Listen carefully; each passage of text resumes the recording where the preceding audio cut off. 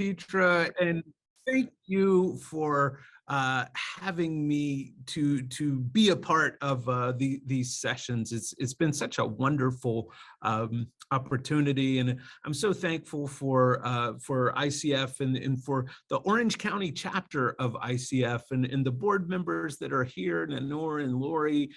Thank you so much. This has just been a wonderful, wonderful opportunity for me to get to be with you.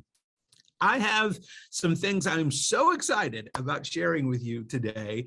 And before we get into those, I just also want to say that I enjoyed so much last week hearing from you and interacting with you and just getting to get down into this material together. And I just want to encourage that again this week, that we're here to learn from each other, and we're here to to figure out how all this stuff works together. And so many of you had comments and ideas last week that were just, I thought, so insightful. So I just want to invite that again this week.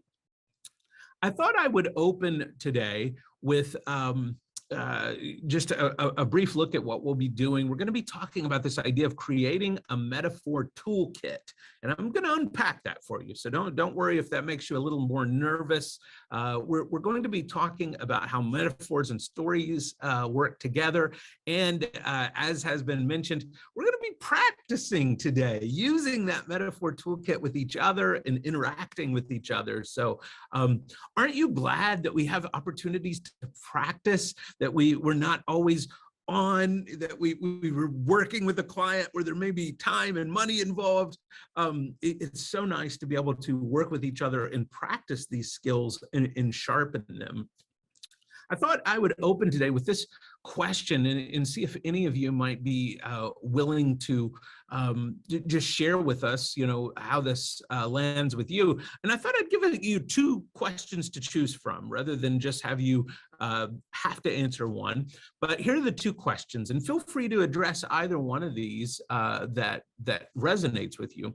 The first question: what is one area of your coaching work that you believe that improved storytelling could be helpful in? So let me repeat that. What is one area of your coaching work that you believe that improved storytelling could be helpful in? So maybe that question resonates with you. Maybe it's, in your work with creatives, or your work with business people, or maybe it's the way that you engage the open of a session. Maybe you have difficulty getting sessions started with clients, and storytelling can be helpful at the beginning of a session.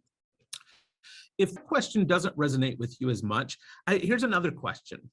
When was one time that you remember storytelling being a key aspect of your work?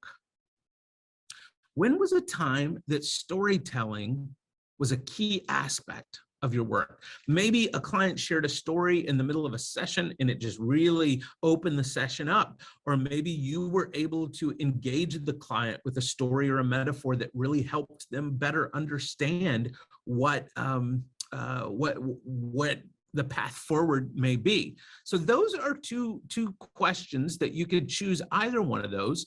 And I'd love to just open it up here for a moment and see if either one of those questions resonate with you, or if anything comes up for you. What rises in you as you think about those questions?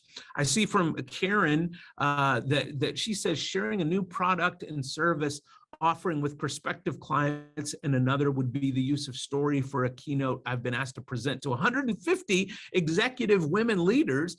Amazing, by the way. Yay for executive women leaders. Also love that.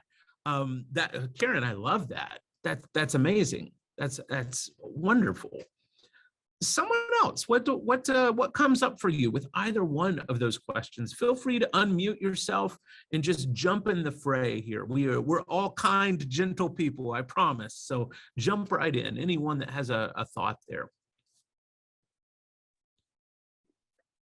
Hi, John. It's Cynthia. I'll jump in. Cynthia. Hi there. So I thought of kind of something for both. One, with clients that I'm coaching, Metaphor and stories help clients get unstuck sometimes. And it's shocking to me when you ask the question. I always think I'm going to stump them while they're stuck. And in fact, almost all the time they come up with a story or a metaphor, and it's so much better. They're so much better than I am at doing it. And then the other one that I thought about was when teaching in a classroom and you're teaching a principle, the story is far more interesting to the audience than the principle. So the principle is, they're taking notes, but the story is where they really kind of glue onto you and they really follow, kind of how does this impact them? And it causes them to then start thinking of stories that this principle could tie back to. So that's kind of, those would be the two that caused me to kind of think about that. Yeah, thank you. Cynthia, I love your answer to both of those. And I love your principle example here, because I think that is so true of so many different areas. So many times we're engaged, in something or with someone, and it's just so easy to zone out because we know if what they're providing is just informational, we can get that in a variety of formats, and it's going to end up being emailed to me, and I can look that up later. But when it is a story, there's something that just causes us to resonate in that moment.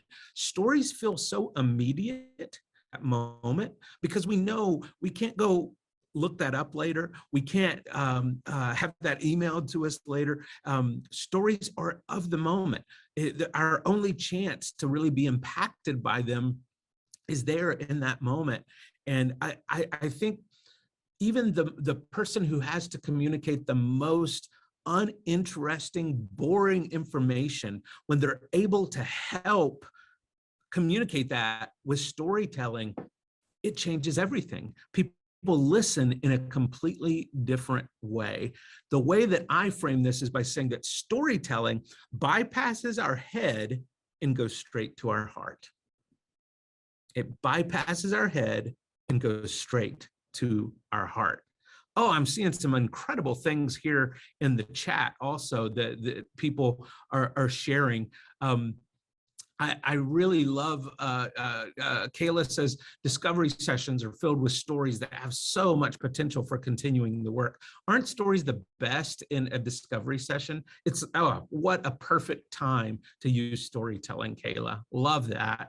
Jay, metaphors often help to articulate and represent feelings present underneath issues, topics, and agendas. Jay, have you been looking at my notes for this session? Because that is so spot on, Jay. That's exactly what we're going to be talking about today. It's so true. Sometimes when we can't really talk about it, we can use a metaphor that speaks more directly to how we feel than if we had ever been able to put words to it. Jay, do you find that to be the case in your work? Yeah, I do, for the positive and for the negative. So it helps if I can listen, it helps to show me what's represented, and on the negative side, without the negative value judgment, it also, the repeating stories show patterns of what doesn't want to be yet expressed. Is maybe there's not enough trust to be able to come out with it. Yeah. So they're smokescreen stories. Smokescreen stories. Ooh, I like that. I like that. I may have to borrow that from you sometime, Jay. That's pretty good. Smokescreen stories. Well, I like that. It's in your notes. I read them. Okay, all right. I love that. I love that. Sean says, as a software developer, I always refer to what we literally call stories for the basis of my work. In this field, stories that communicate the problem and what we want to accomplish with clarity are the most helpful. Isn't it interesting how stories can become maps for where to go? I find this so true in coaching, and it's just what Sean is saying here with his work, where sometimes the story communicates what we want to accomplish with clarity. The story can act as this map that it's like, okay, here's where we want to go. This is how the story should end.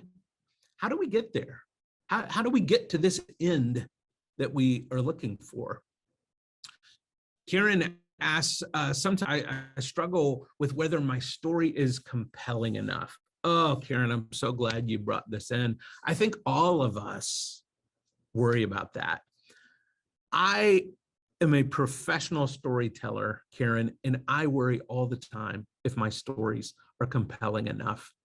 Can I let you in on a little secret? They all are.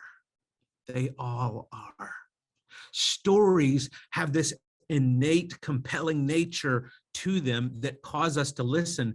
Here's the thing that I've discovered about stories, Karen. So often people will come up to me after a session where I've spoken and told a story, and they will say, John, I just loved it in that story you told where this happened, where the woman got the prize poodle at the end of it. And I will stand there and I will say, I don't remember at all that being part of the story that I just told.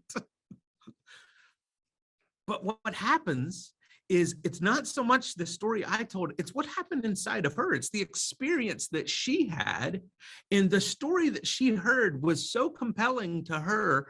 What I'm doing in telling the story is I'm putting this out, this framework out, and it's actually the listener, whether that be an audience or the client, it's the listener who is framing and building that story. In essence, the way storytelling works is people are telling stories to themselves. We just get to be involved with it. So don't worry about your story being compelling enough. People, as a matter of fact, if someone feels like a story is not compelling, it's likely that they were not able to complete and tell a story inside themselves that was compelling for them. It was often a failure on their own part. And they will say, well, the story wasn't compelling, but it was really a failure often on their own part of able to construct something that was meaningful for themselves out of what they heard. I tell you, the more we tell stories, the more comfortable we get telling stories that don't have this zinger ending to them or don't have this big moment in them. Sometimes it's just the telling of the story. I love Petra's comment about story makes the difference between concept and what the application looks like in real life. That is so true. It is so true. It builds that bridge between the two, actually, is what it does. I just, these are so many good things in the comments here. I love it. I'm not going to read everybody's here, but I'm going to jump down. I love what Ryan has shared here. Stories allow people to enter in where they are and take what they need, regardless of what the intent of the story was. The client hears and takes what they need in that moment. Many times I'll use the same story with the same client and they hear and take something different each time. Ryan, that is exactly what happens to me all the time. That's exactly what happens. Is so often, that woman I told that story to, she needed the lesson of the woman getting the poodle at the end of that story, even though that wasn't really the story I was telling. So often you tell a story and someone will pick up on some small, little insignificant fact in your mind of the story, but that fact was not insignificant for them. Ryan, when you have done that in the past, have you been surprised at the aspects of a story you've told over and over again, how people gravitate to different parts of the story with different clients? Yeah, well, what I've learned is that stories are vehicles of change that people don't realize that they are experiencing themselves. Something about it, storytelling just resonates with people. It removes barriers and it allows them to interact with almost a third party, even though there isn't necessarily one. Yeah. Yeah. Oh, I like that, Ryan. Well said. Well said. I also want to go back to something I think because it connects to this so well. Something, Nicole, you said earlier in the chat that really resonated with me, and I'm going to have to go back up here to it. Oh, okay, here it is. Nicole, you said, a metaphor can create space for a client to externalize what they cannot yet see so clearly. I really love that. Nicole, would you be open to just unpacking that a little of how you've seen that work? Because I feel like that's a really powerful insight. Thanks, John. I think where I'm coming from is, we get so muddy and so convoluted in whatever our stuckness is, like Cynthia was saying. And then when we hear a story that mirrors that, whether it's a wisdom tale or just a metaphor from nature, like, well, this didn't go the way I thought it would. Well, did the oak tree ever imagine that big old knot would form so that that branch could get up to the light? Like, that oak tree didn't plan that either. And then that just gives them space to identify with the oak tree or the leaves or the action of finding light or whatever, just as one example, where that could have had nothing to do with them. But very often something simple like that allows them then a way to see then more clearly what's going on within them and give them some space for that. So, yeah. Nicole, thank you for sharing that. That was powerful. That's really, really insightful. And I think that last phrase you said there, that it gives them space to be able to sort of unpack it within themselves. This is something I think is so key when we use story, is people need time to process a story. People need a little space. And whether we're using metaphors or a narrative story, that has a beginning, middle, and end, we need to, in our coaching, be okay with the silence of someone processing a story that they have heard. It takes time to think about what in that story resonates with us. Sean asked this question. You mentioned how people sometimes fail to engage with stories effectively. How can we cultivate the ability to be more intentional about how we connect with stories? That cultivation, Sean, is something that takes time, but I feel like the intentionality of wanting to get better with it is the first step. When we recognize that we have this desire to get better with what we're doing and telling stories, that's the first step. The second thing I would say to that, though, is so often I feel like people don't engage stories because they get too complex. We worry our stories are too simple, so we try and make them, we fill them up with characters and people and all sorts of things. I'll tell you, the most effective stories are the most simple stories. Keeping your stories simple and easy to understand are the second way to best engage that. Karen says she also struggles with providing, too much detail and storytelling and losing people. Where the skill comes in is finding what detail really resonates with someone and what detail is superfluous. Is that the word? Superfluous is unnecessary, right? So I often look for one small detail to really hone in on. But remember, stories are not about the information, they're about the feeling. So what details make someone feel something? If I'm telling a story about a tennis shoe, maybe that tennis shoe is blue or maybe it's red. That detail doesn't matter as much. But if that tennis shoe made me feel like I was the fastest kid in school, that detail matters. That detail matters. If that tennis shoe made me feel like I was faster than anyone else, that matters. Oh, yes, Jay, Hemingway's 6-word story. For sale, baby shoes, never worn. Oh, still gets me right in the heart. I love it. This is, I think, the secret to powerful storytelling is efficiency with your ideas and efficiency with words. One of my favorite quotes is from Mark Twain, who said, "I wrote you a long letter because I didn't have time to write you a short one." And there's so much truth to that. We often, when we tell a story, if we haven't told it before, or if we're, trying to, really communicate something through, we can provide so much detail that it becomes this long letter that we haven't really confined and contained. I have a number of stories that I tell over and over and again, and I try and make those stories better every time I tell them by telling people, and listen to what I'm about to say here, telling people much more about much less. Ooh, I'm going to say that again because that's good. Telling people much more about much less.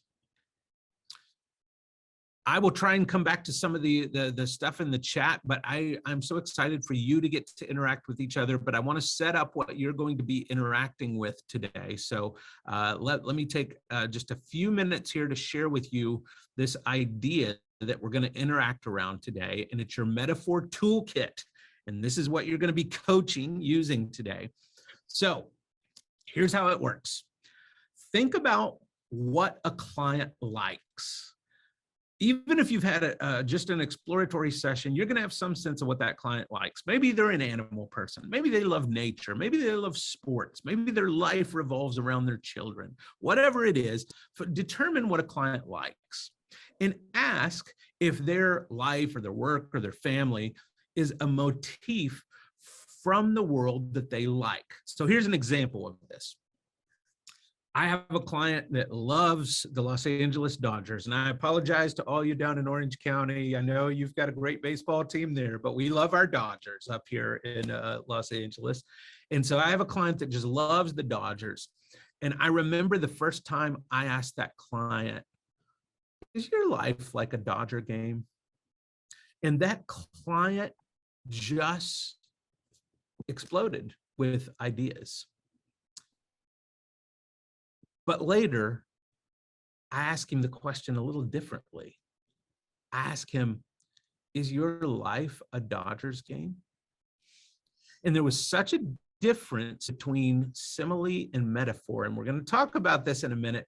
Asking someone if their life or work is like something is very different than asking them if their life is something. We're going to talk about this. But another example, I had a client who had all these troubles with her family. Her family was constantly causing troubles in her life. My client is a big animal person. And once I asked that client, "Is your family a pack of wolves?" Whew, that was a powerful question in her world because she knew a lot about wolves and a lot about the nuances of how a pack of wolves operates. And she began to unpack for me the ways that her family had been a pack of wolves. I didn't even know that much about wolves, but the thing is, I didn't need to. I don't know that much about the Dodgers. I didn't need to. Asking someone if their life or their work or their family is a motif from the world that they're interested in is powerful. So after I've suggested a metaphor to them, I will often ask them, in what ways is that metaphor true for your situation? And in what ways is it not true? So with, my client that had a family that was a pack of wolves, she told me all the ways that metaphor was very, very accurate. But she also told me ways that metaphor was inaccurate, was not quite right. And I'll tell you, there was just as much insight into that revelation as there was the original metaphor. Working with the metaphor sometimes means asking the ways that metaphor serves the situation and the ways that metaphor does not serve the situation. And then the final little piece of my toolkit, I always ask, does that metaphor remind you of a story? That story issue is so key. By the way, I'm seeing that some of my slides may be a bit blurry for some folks, and I apologize, and we'll make sure that I send these slides on to to Petra and Nanur so that they can be shared afterwards in case you're having any trouble reading the blurriness of the slides. Thank you for those that let me know. A couple of other just thoughts here about metaphors, and then I'm going to challenge you to actually work with a metaphor with a partner. So we're about to do that. So be getting ready for that. But I want to stress before we do that, that metaphors are not similes. Now, if you remember back to your grammar school education, a simile uses the word like or as, but a metaphor uses the word is. So I initially asked my client, is your life like a Dodgers game? But it was a very different question when I asked my client, is your life a Dodgers game? Why are similes different than metaphors? Because with metaphors, the stakes are higher. When we use the word like or as, it gives people sort of an out to say, well, yeah, it's kind of like that, but not really. I mean, it's kind of like that. It sort of makes it mushy.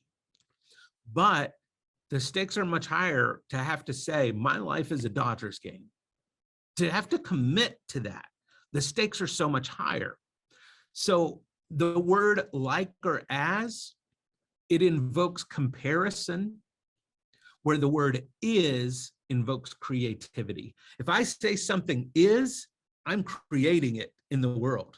I'm saying my family is a Dodgers game. I have now created that in the world. If I say my family is like a Dodgers game, I'm comparing. There's a difference between what motivates comparison and what motivates creativity. And we have so much more success with clients if we can motivate creativity as opposed to comparison. The creative, which engages the imagination and not logic. See, the creative keeps us in that imagination realm rather than the logical realm. And the creative favors possibility rather than limitation. If we have to say, my family is a Dodgers game, if that is not true, we have to search for another metaphor. If we use like or as, which are similes, well, then we're going to try and make it fit. We're going to say, well, my family is like a Dodgers game, and here's the ways it is, but here's kind of how it's not. Where if we say my family is a Dodgers game, if that's not true, we have to then go search for another metaphor. Our imagination has to go look for something else to plug into that. It's a very different space for us to engage. The final thing is that metaphors are tools that include what you know about the client. We're building on that client relationship. Metaphors are tools that open opportunities to learn about the client. When clients tell us stories, they educate us about who they are. And finally, metaphors are tools that can be sharpened and developed. Don't get discouraged if you're not great using metaphors right away. These are things we get better at with time. As we explore the use of metaphors, we start to find ways that metaphors work with certain clients and ways that they don't. But remember, this is not a formula, it's a form. Any of you that have ever taken any dance classes know the difference, that if I want to learn to tango, it's not a formula. I learned to move with the music in ways that I learned the form of tango, but not just the steps. I learned how to move with that music, and that's what we do as coaches. Okay, It's time for us to practice with each other. So here's what I want you to do in the breakout. We're going to have you go into the breakout. You can take just a brief moment to introduce yourself to each other if you don't already know each other. And then here's the coaching prompt. My life is blank. Insert a metaphor here. We're going to skip ahead and just imagine that this had naturally come up in a coaching situation. But again, we don't have time to create it. So we're going to just imagine that this has come up. And if you'd rather, the coach could ask, if you already know the person you're in the session with, then you could ask, is your work like a giraffe? Or I don't use like, there I go again. Is your work a giraffe? And that person can run with that. But if you don't know each other, then the person who's going to be coached is going to use this statement, my life is blank, insert your own metaphor there. And then you're going to coach that person in unpacking that metaphor. Remember, this should be a little bit fun. If we're not having a little fun with this, we're doing it wrong, okay? Okay, so everybody has it, right? It's that your person that's being coached is going to say, my life is blank, and insert your metaphor, and you're going to coach around that. And if you have time, let's come back and switch places. But I'm going to give you 6 minutes to do this exercise. So if you're really quick and disciplined, you can do 3 minutes each, but otherwise, feel free to just let one person be the coach and let one person be the client. But 6 minutes, we're going to come back together in 6 minutes. So Nanor, does that work for you? Okay. Yes, and did you still want 3 people to a room? 3 people to a room is great. Actually, let's do 3 people to a room. And if there's not even numbers for that, you can either have me be in a room or not have me be in a room, whatever works best. We can, yeah, no, okay, 1 second. Either introducing, the metaphor that her life was like a hike, going in a hike, or as Karen was asking more, another story came in as an answer. And I was like, oh my gosh, I didn't realize that. So now when I go to my clients, I'm paying more attention. I'm like, okay, it's story after story after story. So I really like that. And I like the way Karen not only mirror back, but also reinforced and said back, what she heard, right? And she also asked this way, can you tell me more? Was a different way to say, tell me your story about that metaphor, right? Tell me more. And I was like, oh, that's a good way to put it. And Carol also said about a way that hikes bring new vistas, right, in life. And she was sharing about how things brought new vistas to her own life. And at the end, I ended up sharing a little bit. I said, how interesting you just said that without noticing. They're using the language of, hiking just back into what it's right here on the table. So it was really amazing. Now that I am attuned to that, I'm finding things. So that was my group. Well done, Karen. Wow, I love it. I love it so much. I love it. Jay, I see your hand. Please jump in.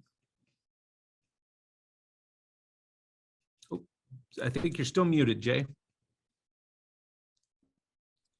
It's kind of like my story. An interesting story emerged for me as one of the people was talking about their life and then their job and what they were doing in their life and their job was starting to form a relationship as I heard it. And I wanted more of it. I wanted to, I wasn't the coach, but I wanted to uncover more of it. And the story that emerged for me was, we lose sight of the story when what becomes important, I lose sight of the story when what becomes important for me is fixing something. Yes. tenants.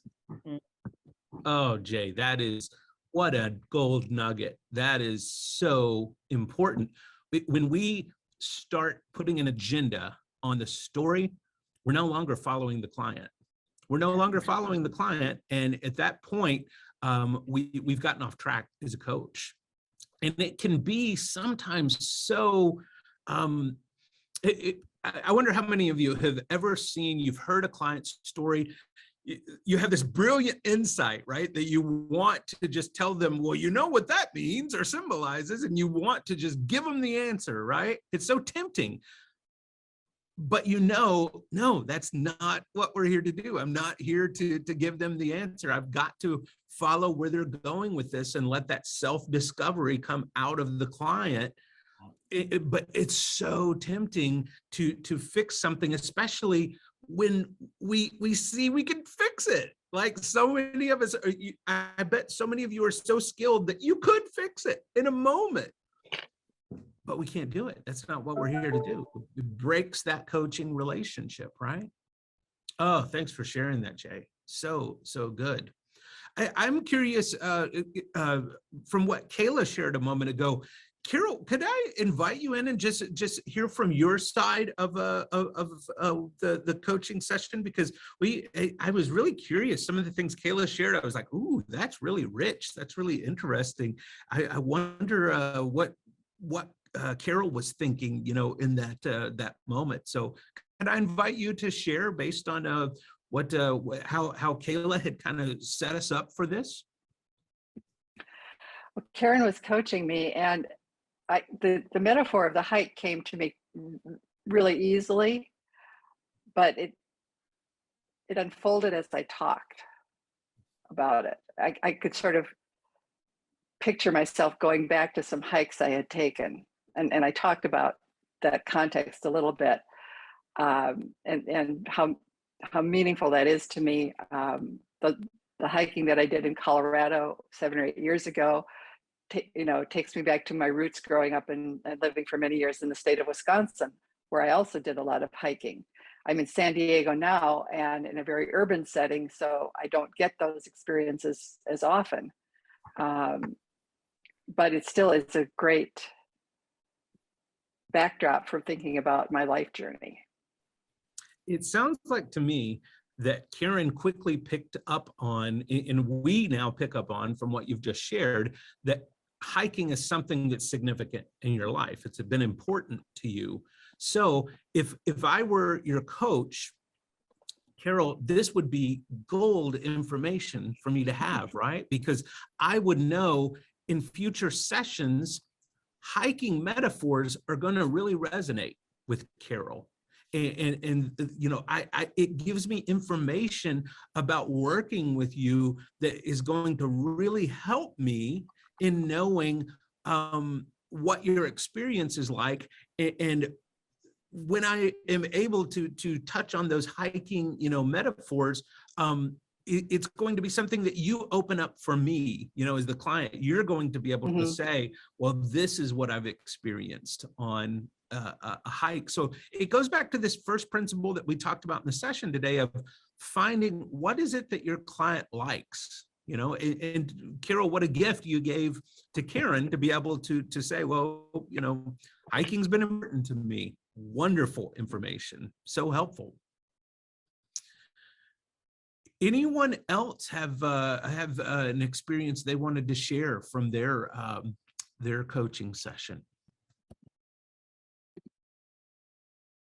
Well, I'm just going to brag for a moment on Erica because I got to observe Erica and Ryan, and Erica, actually, Ryan, may I have your permission to share what your metaphor was? Would that be okay? Yeah, absolutely. Okay. So Ryan gave this incredible metaphor that he is a cloud. And Erica did incredible coaching around the cloud because she kept coming back to different aspects of the cloud. She would come back to color of the cloud, shape of the cloud. She would come back to, what that meant to be a cloud. And Ryan then gives this beautiful metaphor on top of the metaphor, where he says, you know, sometimes as a cloud, I need to just let things go and release what's in me. Isn't that powerful? Can't you just envision a cloud letting the rain fall from it? Is this beautiful visual metaphor? And again, because good coaching, Erica was doing such a great job coaching, this metaphor, you know, kind of comes out of this metaphor of the cloud. And we start, what I had to observe was Ryan and Erica working in the realm of metaphor together. They were exploring this cloud metaphor together, and we started to see metaphors on top of metaphors and metaphors coming out of metaphors, because we're speaking in this metaphoric language. And metaphoric language is kind of its own language, right? How many people, be honest, how many people kept trying to come back to simile and use the word like or as opposed to is? Am I the only one that has trouble with that, or is that something anybody else found themselves trying to do? Yeah, Sean, I see that, and I know I'm not alone there. Well, I want to just one last opportunity here. We're in the last couple of minutes, but I just want to give one last opportunity for anything anyone wants to share. There's been some amazing comments here in the chat. And Karen asks, I'm curious about how metaphors shift into action or practice. Whew, what a great question, Karen. Metaphors can work in practice, in execution, in a number of different ways. One of the things that I often do is to ask the client about how that particular metaphor relates to action. So let's take Ryan's example of the cloud. If Ryan, says, I am a cloud, and sometimes I just need to let things go, I begin to then unpack that question of, okay, Ryan, what does it look like for you to actually let something go? Is that something that just happens in here? What is some way we could externalize process of letting something go? Is that a matter of writing it on a piece of paper and setting the piece of paper on fire? Is that a matter of us, putting all the ideas that we need to let go into a softball and then throwing that softball as hard as we can into a forest? What does it look like to externalize that? Many of you know my work is based out of mythology and psychology. And in mythology, we have this wonderful, wonderful idea about ritual and how we use ritual. And oftentimes, the way that I put metaphor into actual action or practice is by encouraging a client to create their own ritual around that metaphor. And it looks different for every single client, but I found that to be really, really effective. Well, my friends, we've come to the end here. This has been such a delight to be with you for 3 sessions. I really, really hope that you'll stay in touch with me. Again, I'm easy to find out on the internet. My website is tellingabetterstory.com. You can find all my social media and what I'm up to, out on the website. But please stay in contact with me. I would love to know more about you and your work and what you're doing. And finally, I just want to again extend my deep thanks to Petra and the board of the ICF in Orange County for having me be a part. Thank you all so much. It's been such a pleasure to be with you. John, I want to thank you. It's been such an honor to not have you once, but 3 times with us. I feel we're so super lucky. I also hope that all of us had a chance to discover something new.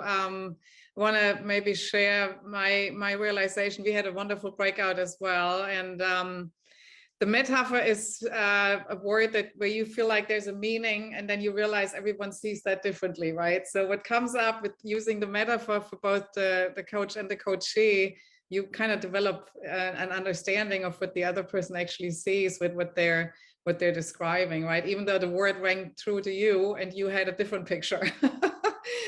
So that was certainly a discovery, but I want to thank you very much for walking us through this, and that we had the luxury of those 3 sessions. I think that really makes for hopefully a sustainable piece that you can all use in your future client sessions. We love to hear by ways of survey that Nano mentioned earlier, how this experience was for you. And John, again, thank you for providing your contact information for everyone that would like to check out your work and your website more in detail.